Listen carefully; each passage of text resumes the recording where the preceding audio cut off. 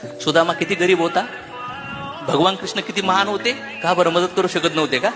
भगवंताची पण इच्छा होती मदत करावी, सुदामा मदत मागत नव्हता. कारण की त्यांना माहित होतं मदत मागितली तरी मागितली पुन्हा पुण्यकर्म होईल आणि पुन्हा मी याच्यात अटकन पुन्हा मुक्ती होणार नाही. त्याने गरिबीत सुद्धा त्याच्या धर्माचं पालन केलं. भिक्षा मागायला गेला, भिक्षा भेटली नाही तरी पण श्रीकृष्ण. भिक्षा भेटली तरी पण, आणि भेटलेली कुत्र्याने खाल्ली तरी पण, याला म्हणतात श्रीतपज्ञ.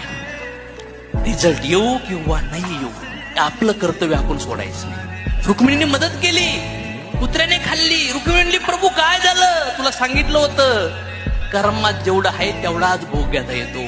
मधमाशी किती मध गोळा करते, तिला वाटतं एक दिवस खाईन आणि कुठला तरी एक व्यक्ती येतो आणि सगळा मध घेऊन जातो. जातो का नाही जात. लिव एव्हरी डे, रोज जीने की कोशिश करो.